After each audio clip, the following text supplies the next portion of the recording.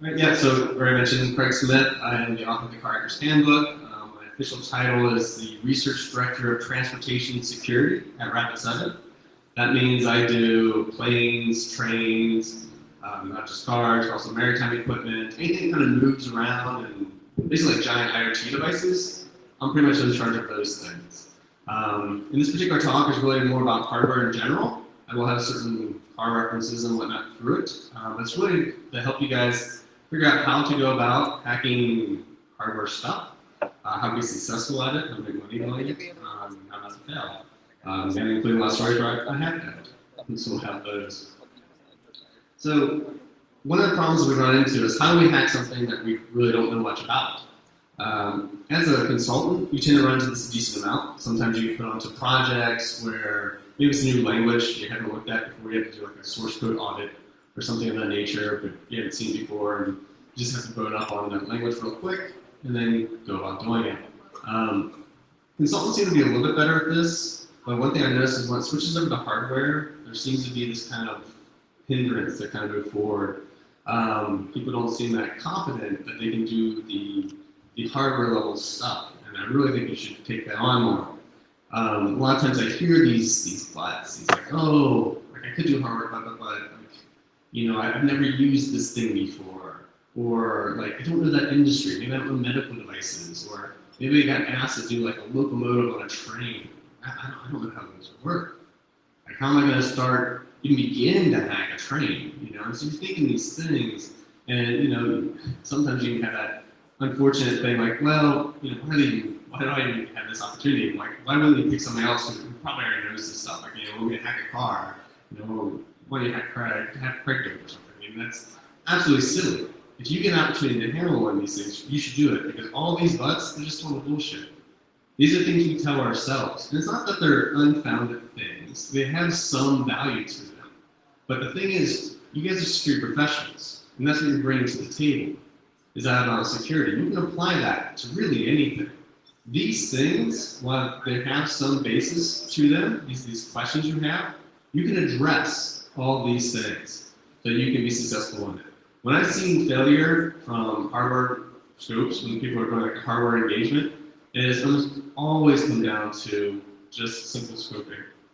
And I also, there's another thing, besides these things, I saw a gender difference too.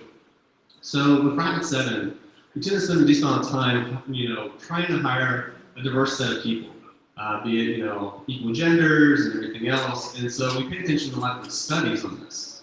And so there's a pretty popular study where they kind of saw that if there's a resume, or not a resume, I'm sorry, like a job qualification, and in the job qualification, you have a series of bullets of what they're asking for, you know, like SQL Server, Active Directory, you know, whatever. Women typically want to hit every single one of those bullets before they submit the resume.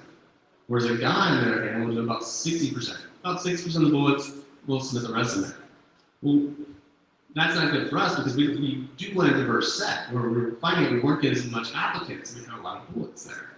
And this has nothing to do with, like, you know, are men more confident than women or anything like that.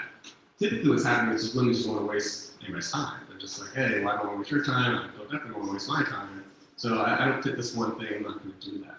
So we've had to adjust where we get hired. And so what this is understanding your actual problem. And then taking the game and modifying it so that you can stack the deck in your favor to get what you want. And you can use this in a way of attacking hardware as well. Because like I mentioned, the number one reason for failure is indeed scoping. So this happens early on in the process. So whenever you're going to do a hardware engagement, like all those buts you had, you can address those during the scoping phase and get all those concerns taken care of. So before I get into all the details of this, I want to talk a little bit about how I came about being, you know, known for car hacking and the Car Hackers Handbook and all that. I didn't always do this. Wasn't a mechanic, didn't have that kind of background. My main skill set before car hacking was actually the removal of DRM. So, I don't know if you guys are familiar with DRM, but that's digital rights management. It is basically that piece of software that you put on certain things to protect, you know, supposedly IP. The idea is you like encrypt something up and give it to somebody, and you hope that magically that prevents them from reading how it works. It doesn't. Obviously, my job was to remove it. I was always successful at this job. It's very good at it. And so I take mine off. I don't actually make deer. I remove it. I was even hired by the government of the United States to do this. So I worked at a place called Wright Pat Air Force Base. This is in Dayton, Ohio. And my job there was removing DRM. And you wonder, why on earth would the government hire you to remove DRM? I mean, it's not like I'm pirating iTunes or anything like that. And with them, it's not that. It's the story we typically give is if a satellite were to fall from the sky and it had protections on it. And so these protections, if you're like probing the satellite or whatever, and it detects you doing that, it would self-destruct. It actually blow up. We call that a burn. And so our goal was to bypass those protections to tell you what that satellite did without causing a burn.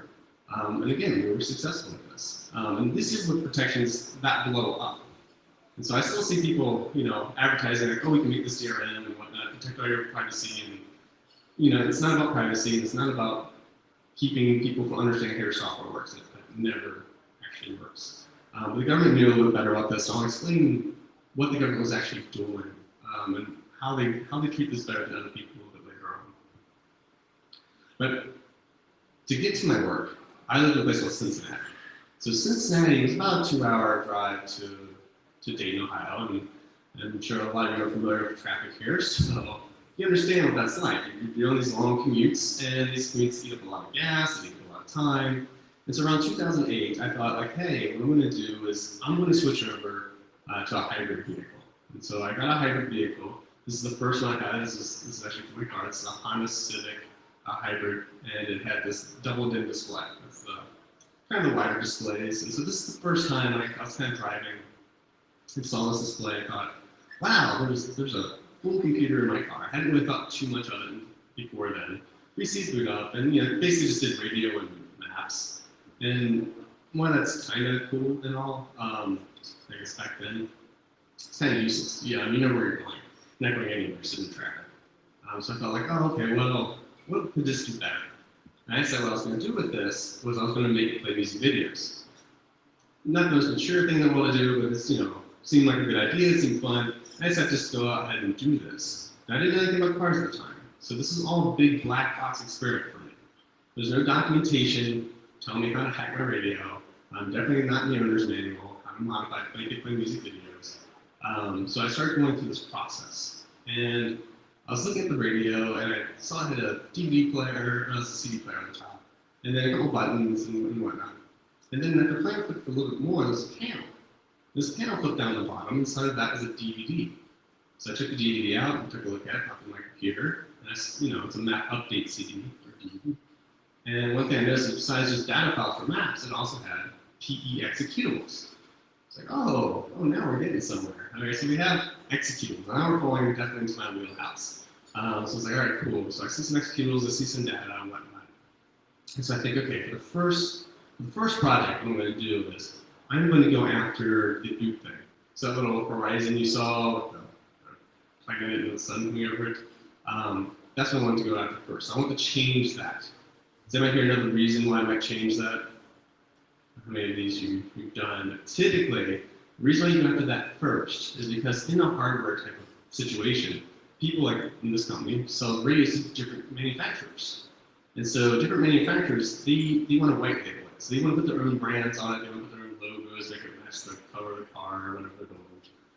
And so if they add security to their radio, they don't want to have to give like encryption keys out to everybody they sell the radio to. So typically they just don't use it there. And so it's a good place to start. So if you never like what I've done before, start with boot stuff. Any kind of splash images, that kind of stuff, is a good place to look at. So I decided to go ahead and do that. Put the DVD back in, hit update, start updating, and voila. This became my new startup screen. So I put the Jolly Roger flag there, set the pretty Earth thing, and I moved the Honda logo down to the corner right, and put Honda from Street Fighter there. Better. And so we're definitely getting somewhere. I'm like, oh yeah. All right, so cool, next test. So now I got my executable, so that's where it's going to make it a little bit harder. So I want something else easy. So the next thing I went after is I took one of the executables. There's a screen that comes up after this initial splash screen. And that screen usually says something like, don't use your car and the GPS at the same time. I don't know, nobody reads that screen, but there's some other screen that comes after. And so instead of reading it, I changed it to be the rules from Fight Club. I was like, that'd be more fun. So I changed it to that, and the executable. Put it back in, put the DVD there, didn't update again. So this time it failed. And I got this, an invalid update DVD. It's like, crap. All right, here we go. Now I'm going to have to go figure out like what encryption it's using, figure out the AES, I'm going to break this where the keys are stored, blah, blah, blah. And so I started looking at this DVD, and I'm not really finding anything with executables. And then I look at the root directory, and I see a file called md5.txt. So, but no, it was. It was a list of a bunch of files and their MD5 sums next to it. For those who don't know, it's just basically a hash. It's really there for integrity purposes, and sure enough, the file I modified was in this list. So I thought, all right, let's give that a shot. So I created a new MD5 sum, update this text file with my new hack version, put that in there with my new modified version, didn't update, and worked just fine. So I went through the process of doing that. I added a few other things, posted the results, all that kind of stuff. And that kind of started my car hacking phase, I suppose. It got a lot of attention from the auto industry. And back then, back in 2008, 2009 time period when we were really starting this, the auto industry was basically sending out cease and desist letters to people. And so if you found there was an issue with something, you found some kind of bug, you typically get some evil legal letter from a lawyer saying, please shut up. Don't talk about this anymore, or we'll sue you, and blah, blah, blah. And in the past, when mechanics or performance groups found things, and this happened to them, they get these letters, and what they have to do is, they're a business, they're a small business, and they don't want to lose it to somebody that they kind of are making products for. So they get scared, and they immediately stop. Well, that doesn't really work with security people, as I'm sure a lot of you know. We tend to just get pissed off. So when we get these letters, we're not like, oh, okay, I'm gonna shut up. We're like, no, you're not gonna listen to me. Like, I have this thing that I think is very important. And so hackers tend to take this as, hey, like, we found something we're concerned about, safety issue or whatever it is. And since I got a cease and desist letter, I'm gonna interpret that as you don't care, you're not gonna fix it, you just don't want me to talk about it. And so then we typically have conferences where we talk about it, and we go to the media and those kinds of things, and that pisses off the art industry. We tend to fight a bunch. No, the reason why they did this is because they didn't have over-the-air updates. And so over-the-air updates, it's a recall situation. So for them, it's just simple math. It would be millions of dollars for recall, it's only like $10,000 to sue you. And so that's the route they were going. So we've gotten past that in recent areas, I'd say the last 5 years or so.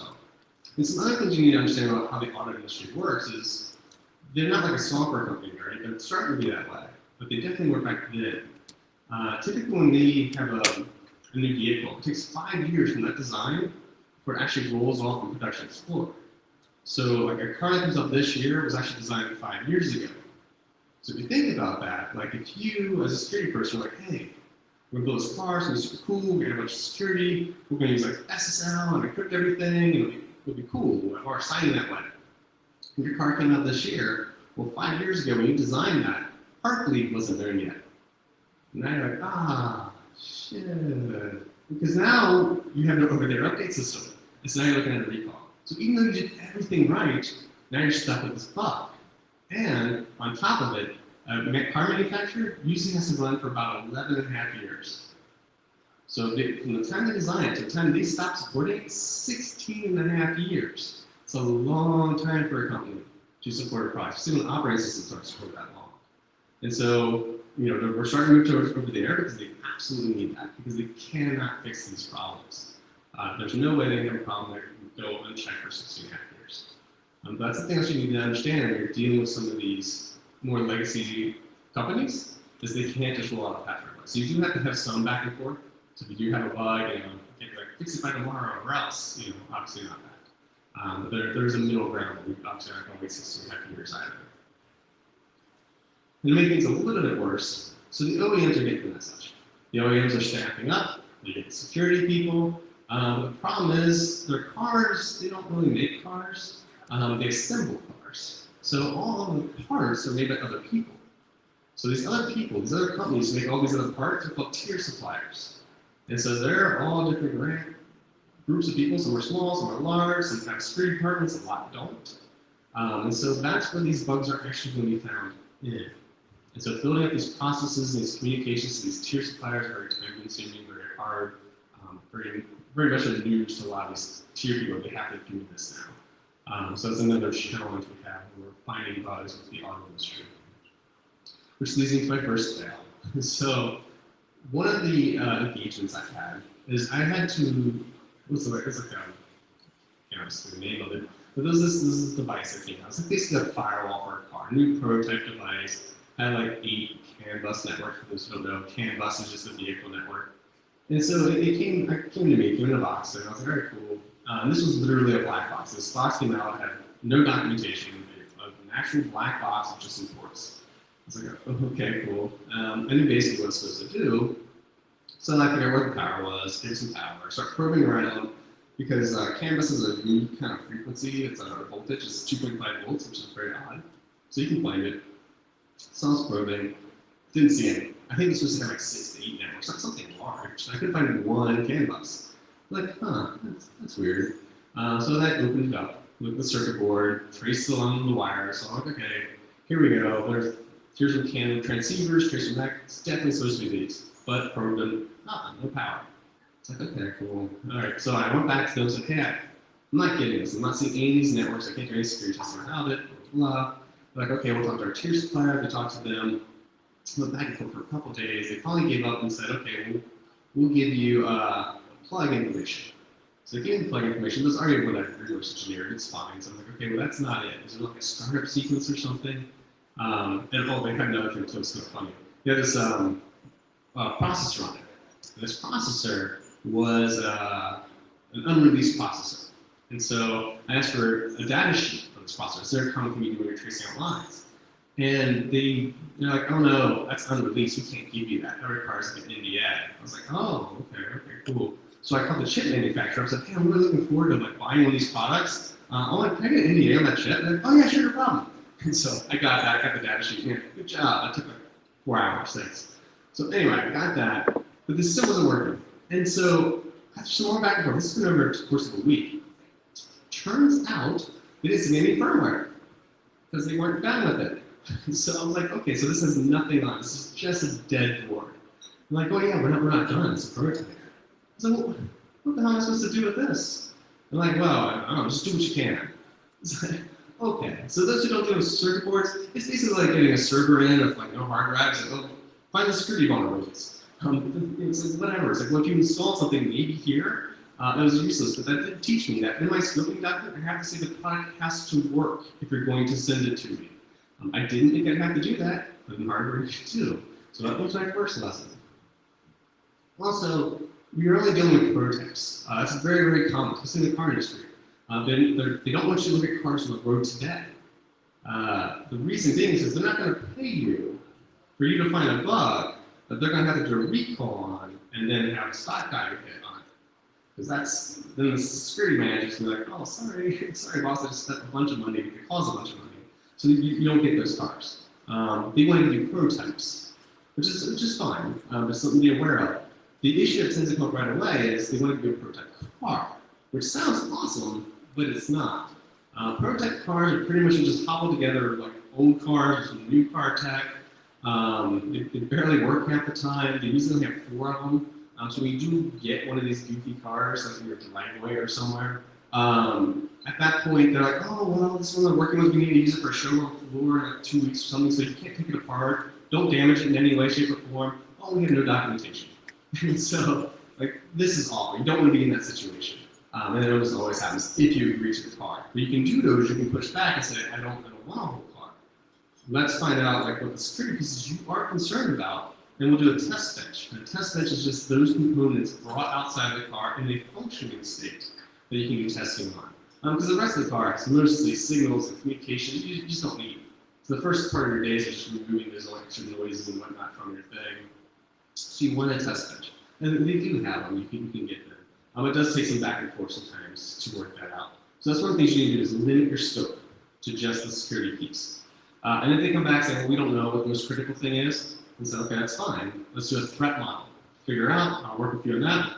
They pay for that too, by the way. You should definitely charge for it. So you do a threat model, figure out what their areas are that have the security needs, and then you build a test bench from that one. So you need to limit your scope. Well, I had a thing once where I saw this request for proposal or something like that, where this car company was asking for just all kinds of things that you want to test, including like the tire pressure monitor system and everything else. And I kind of saw there was this recurring thing, the security piece that would come up in each of those little paragraphs. So I kind of messaged them. I said, hey, I see this request. It seems rather broad. How about I fly out and talk to you and we can discuss it?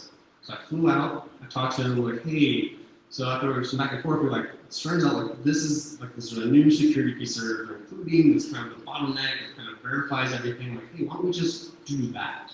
And if for some reason we find out that this is connected to the tire pressure sensor, well included. But up until then, let's just not do any of this other stuff. Let's just do the security piece. Like, oh yeah, that makes sense. So we did the bid, won the bid for it. The day after winning the bid, what happened was I got an email, and the email said, oh, cool. I know you said like you just wanted this security piece and some connectors, and then like an EC, an engine control unit kind of thing, another event system that I can test with. Yeah. It's like, okay, we got like 12 of the 14 about ready. No. I just need the one I talked to the other bit. I don't want like basically in case of servers like a whole DMZ, just need one on their side of the firewall. And they're like, well, the car uses like 16. It's great, just pick one and just give me one. And then also they came back and said, no, well, we just need you to do like an audit on all of them. So if you could just fuzz them, that'd be great. I'm like, first of all, I don't really just do fuzzing. I do like attacks and things. I can fuzz something in the background. The hardware's a little bit different when it comes to fuzzing. So you kind of have to monitor how the reactions are. So it takes more setup and whatnot. I was like, yeah, that's not really the same. So we can't do that. And then they're like, well, we have to have that done. Like, you just what you have to do this. You have to do the whole car secure. I said, oh, you think I'm just going to fuss and thing and maybe a piece of paper that breaks it secure? No way. Absolutely not. So I just backed out. So within 24 hours, I was like, I'm out. We're not doing this. And we walked away from it. We walked away from the money and everything else. Sales guy wasn't terribly happy with me. But if you don't do that, you're going to bring your whole team into a really bad situation. And they're both going to hate each other. Everyone's going to hate you, you're going to hate them, and it's best just to reset. If they want to try somebody else, let them try somebody else. They'll be back and they figure out that doesn't work. But it's important to walk away. You have to be able to do that. The other thing I see is as these security companies are getting IT, and they're getting people that are kind of helping out, which is great, they tend to come from like an IT security world, and sometimes that mindset transfers over to product security. And with black box, that's not the case. So you are familiar with white box and black box and whatnot. So just a quick review. White box is simply you get the source code and that's all you have. You're looking at source code for vulnerabilities. A black box is like you just the website, you get no source code. And like a gray box is you get both. Ideally, gray is usually what's the best. But black box and hardware isn't the same. Because a black box and hardware, like well, say a website, you know how a website's supposed to work. It's in a language, you can read it, maybe it's a banking app, you know how banks work, I mean, it's pretty common sense.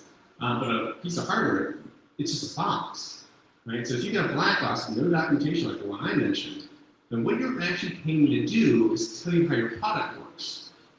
And so at first I go, well, hackers wouldn't have documentation. You have to remind them, I'm on your team, you're paying me money, so unless my Friday calls, I'm like, so these are the chips you're using, this is how you're doing it, here's the documentation for it. Like, yeah, we know how our chips work. And you just paid a bunch of money for that, but I tried to tell you because I had to do that part first. And they don't always get it. So you have to spend a little bit more time than normal in hardware engagements to tell people if they're asking for a black box, that's probably not what they want. They get the real money, you do work together as a team. You can't do the same thing you can for websites. The other thing we're seeing is as we're moving to more software-based stuff and hardware, like over-the-air updates, which is good, we want the encryption and everything else. What we're seeing is that they're starting to do almost like a power play. We're putting in encryption, but in a way that kind of, at least in my view, stops a lot of aftermarkets from working and things of that nature. If you don't have this key, you're not part of this list, you can't do any updates and those kinds of things. And so we're seeing this move into that area. I'm not going to make any political statements on that particular step, but if they're wanting you to do validation that their solution works, you might want to explain to them a bit about DRM. This is the area I know a lot about, so I'll share that with you guys. So when you give somebody something in DRM, but say you encrypt it or whatever you choose to do, it is basically a brick. It doesn't work, even for the end user you sold it to, until at some point in time it unlocks. So it decrypts itself or does whatever it needs to do to actually get to the normal stuff that runs. That's always the case. It has to work that way. If the key never shows up, the device never works. So cracking is simply finding the key. And that's just a time game. So unless time really matters to your client, this isn't really something they probably want either. The government understood this. When I worked for the government, they knew like if a plane were to crash, they want to know would it take me like a month to figure out how that plane worked, or 6 months to figure it out how it worked, and that's useful information for them. And so these are also like these month things are about right. A month to 6 months for nation state, we blow up, we detect you level stuff. Things below that, like I say, even large game companies, their best bet is 3 months. That's a great one. We're talking like car companies that are 16 and a half years. That's not what they're thinking half the time. They think, oh, we'll just lock up in this and we're good.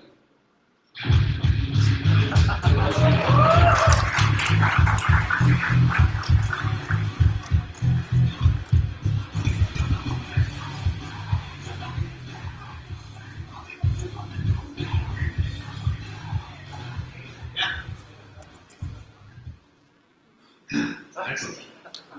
Well, have a good day. I get you over your jet lag. So, no, it does not help my ADHD though. That's the only problem. I don't know. What was I talking about? So with DR validation, while I was mentioning there, is once you give out the keys, that's always going to make things. You have a time boxed area.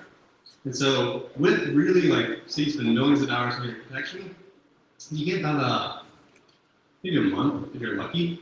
And so I think what a lot of people need to understand, you don't have to go all the way through this with them when you're doing the scoping thing, is assume the attacker knows how things work.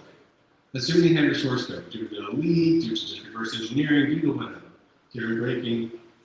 If your security is still not good, like say if they knew the source code and also like, well, it wouldn't be secure then, you need to go back to the drawing board. We need to kind of really think about redesigning this, because that's your issue. I mean, if anything is just time, you could do a timing thing to figure out how long it's going to take, but if it's less than 6 months is the problem, you probably don't want to do this. It's actually wasting your time and money. But the DRM solution can be taken a look at. It's something else to be aware of, because I'm seeing this come up more and more again. There's also this current state where the OEM is kind of getting that there's an issue. The OEM, I don't know if I mentioned this, that's the auto manufacturers. I'm sorry, lingo. But it's just the auto manufacturers, so they're getting it, they have a security team, they have a budget now, but tier people don't. And so what ends up happening, this comes up at kind of the report stage, and so you do an engagement for somebody, you find a bunch of vulnerabilities, and then you go in and you say, okay, cool, like here's these issues. Well, what they do is they call the person who made the product, the tier supplier, and they bring them in and they say, okay, we found these issues. Well, at this stage, the tier suppliers already made this device. They probably made millions of these already. And it's cost a lot of money to do that. So all of a sudden they're going to be like, okay, well, you can't fix this now. Like you didn't tell us before to do this. What you told us 5 years ago was we need a device that does X, Y, and Z. So we made a device that does X, Y, and Z. And user security wasn't even included in that. If it does, it may have just a bullet point says, it must be secure. Whatever the hell that means to these guys, it means nothing. Right? So they do this, and at this point they're like, we can't deal with this, you didn't tell us about this, so there's an issue there. They can't fix it. And so the OEM, what they do is say, well, then we want a discount. And so now, it's really just a lose-lose for everybody. The security guy doesn't get his bugs fixed, the OEM is now deploying a product with known bugs in it, and the tier supplier has to take a huge hit for a requirement that they weren't even aware of. So what we need to do is move this dial into where we're actually working with the manufacturers for building the products. And we will eventually get there. We're just not there today. It's slowly starting to be there. So if you have a chance to kind of work with the tier suppliers a bit more, definitely try to make that a better thing. So I mean, what's going to happen is they're going to keep getting burned by this until they start doing this earlier. It's going to save them a lot of money when we get there. This is how the development lifecycle for hardware development works. So software development, as you've probably seen, if you've seen like security development lifecycle, it's like a circle. But when it comes to hardware, it's like this V-shaped diagram. It's super common with hardware. It's not super important that you know the difference. It's just there isn't a secure hardware development lifecycle system yet. So it'll be up to you guys to figure out like how you want to do it. So when you're working with a tier supplier, you're going to want to figure out like what their V diagram looks like. Like when are they doing things? Are they doing milestones? Do they have certain prototypes? And what you're going to basically say is like, hey, I'll work with you at certain milestones. And this is actually pretty good for both parties because it doesn't take you a lot of time. You may have to jump on a call once a month or something, maybe an hour or two out of your day. And so it's low cost on their end, it saves them a lot of things. And you can even do like earlier like design type stuff if you want to. You may think like, well, I don't know anything about electronics or chips, but again, it's your security knowledge that really helps. So when you're in this phone call or you're in this room and you hear people talking, you know, about blah, blah, blah, electronics, blah, blah, blah. And all of a sudden they're like, hey, you know, we can use this chip. It's a 4892X as opposed to the 4892. It's the same price. We don't need the extra features such as Bluetooth, but might as well use that chip. Also, you can wake up like, what? It's like, oh, you're adding Bluetooth to this? Like, before this had no wireless. Now we're adding wireless? Oh, yeah, we're not going to use it. But then you're like, okay, well, if our SDK has Bluetooth on it, who's managing that stack? What devices are we supporting? If we're not managing the stack and it's including the SDK, now we have a product that we're not paying attention to Bluetooth on, but technically there is code there for it. And if we found this like wireless vulnerability to a piece of hardware that didn't even need wireless, and they're like, oh, well, I guess I never thought of it that way. Engineers are actually pretty good at fixing problems. They just don't always know what the problems are. So your job is just to sit there, kind of zone out half the time, and then listen for something else that just will pique your interest, the security piece. And you tell the engineers that and let them kind of fix it. Unlike websites, we can kind of help out with remediation, like, oh, change these bytes. Hardware, you might want to let the engineers do it, but you're very good at still finding new problems. So if you need to take notes if you're doing this, or you just want to take a picture of this, feel free. This is kind of the summary list of if you're going to do a hardware engagement, some things you need to keep in mind. So this is the recap. So limit your scope. Take it down to just the parts that are security related, just the relevant pieces of information. Make sure it's workable, and use that as something you can attack. Try to work with the tier suppliers, the people who actually make the product, if at all possible. Right now, a lot of money doesn't come from them. So it's going to come from the people who have the product, which makes sense. They're deploying a car. They want to know what the risks are with that car. But unfortunately, since they don't make anything, it's hard for them to fix anything. So ultimately, I think we'll move that needle and start working with manufacturers. You need a proper testing environment. Again, it's just functional. Make sure you include that. If you can get, in these car companies, at least, they have what's called a block. That's the testing area. But you have to realize they develop all these things too. They don't just make a car and just start testing it. They test individually. So they have these test benches. Same goes with trains and maritime systems. They have areas they test these things at. Ask to use their facilities, ask to use these test benches. If they can't get them to you, which is pretty rare, but if they can, one thing I've noticed is due to internal politics, the security team really wants a test bench. But for some reason, they're not allowed to have one. No idea why. But you're allowed to ask for one. So what you can do is you can offer to build the security team a test bench that they can use when you're done. That goes through really well. They love those. And it's like, yeah, let's do that. And so they can help push it through because the manager said we need this tested. Like, okay, well, we made this tested. Craig says we need a test bench, which we get to keep. And so then all of a sudden, we get all the equipment we need, we do everything else. And then at the end of the day, the security team has to keep doing validation testing on it, which is awesome. And there's something like, so scope creep, I kind of talked about that a bit, how things go out of proportion. The other thing that tends to happen is you may make a lot of requests for something where you're like, hey, in order to do this, like, if you give me, like, I don't know, the test bench, and you give me the ability to program it, and developer tools, or whatever it is, you get this list, and I will give you, like, these kind of checks for denial service and bypasses and whatever else. Pretty common. What I noticed with hardware engagements, when I do get the hardware, I only get partial equipment. I'll get my box, I open it up, I'm missing certain things like the developer kit maybe, or dealership tools, and I'm like, hey, like I only have this like standard, but I don't have the dealership level. I'm like, oh, we couldn't get that. And like, well, then I can't do the other stuff. Like, no, we'll still need the other stuff. Like, this is the main issue. So if you can get all do it, parse out your stuff so you say, if I get this, I can provide that. Because what happens is when they fail to give you something, you can go, hey, well, I told you I can't give you this other piece. And you're already pre-written out, there's not a lot arguing about at that point. That's useful. The other thing is liabilities come up on a couple of these for some reason. Only in a certain Asian country, not this one. I'm not going to mention which one it is. But it's come up twice, two different companies from that same country. So I'm going to bring it up. So there is an issue with when everything agreed upon, we had like our ability to kind of say like, okay, like I'm going to do this work for you, we're going to do this, and everything's fine. We worked this bench. Everything worked out. Scoping wise, we're good. Don't hear anything for a while. I'm like, hey, what happened to that project? And I hear back, oh, that's stockpile legal. And I said, well, what's going on? Like, oh, we canned it. Never heard of a project being canned illegal. Like, what's that about? Well, it turns out, in this particular country, one of the things that happened twice was that they said, like, oh, well, if you do the security engagement for the lifetime of this product, you're liable for all security things that are eventually found, which you don't do. Like, this doesn't make any sense. I have like a 2-week window. Like, I can't be liable for anything that ever happened to this product. But for some strange reason, they weren't willing to back down on that. So we walked away. You have to go to walk away. And eventually we'll learn this. Because what's going to happen is no big company's going to take that, that's going to take this. And the only thing it's going to take is a small company. We could do it, of course, we just want the money. Just create a small company, do the work, take the money, close a small company. And just do that on a beat. They won't do what they want at the end anyway, so they're going to have to fix this rule. At least take their money. Big companies can't do anything this easy. And then we talked about the milestones, so don't try and change their process. They already have things set up to build hardware. Just see where you can interject. And say, like, okay, cool. This is like a review time period. So like, put extra eyes on it from the security team to kind of look at something. Very useful to do.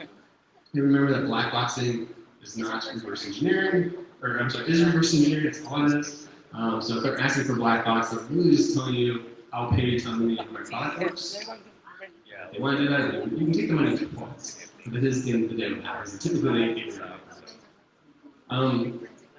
You can really do any project you want to do as long as you scope it for success. Your success persistence, you don't become slow. As long as you scope it correctly. Now, before we go into discussions, we have a little bit of time. I know there's like a condition for like 4 days and whatnot at ROOTCON. I'm not going to give a no days because it's not a car. It's not going to happen. But I do have one thing I thought about last night I can share with you guys. So if you plan medical sports, there is a investment harbor branch, kind of a research question that I'm asking about it. But there is a module in it for deploying airbags. And so it doesn't finish deploying airbags. It just goes through the process of authenticating. So this is part of a salvage routine. And so the idea is that before a car gets crushed and smashed, you plug in a device and you detonate the airbags or car taking devices. Because you don't want that happening inside the pressure. So this exploit basically found out that in the standards document, where it says like to do all these things for this salvage routine, there was an example for authentication. Like, oh, use some secret sauce algorithm, like so. And they gave an example. It turns out to make that example. Everybody did. And so this module just simply tries it algorithm. And if it works, it's cool. I just armed your airbags, turn off the car, and back on. If you want to deploy the airbags, and this is the part that's not in there. If you want to deploy the airbags, all you have to do is in the comments section, there is an ISO standard that is mentioned for the salvage routine. Look at the standard, and then you'll notice that all this module is doing is the standard. The only thing missing is the last line. So if you were to add the last line, you could do testing of detonating the airbags. So that is what you get for that one. That's your closest I will give you for an airbag. Anybody have any questions about car hacking, this talk, train hacking, whatever? Any of those things? I think there's stickers that get out. Any questions?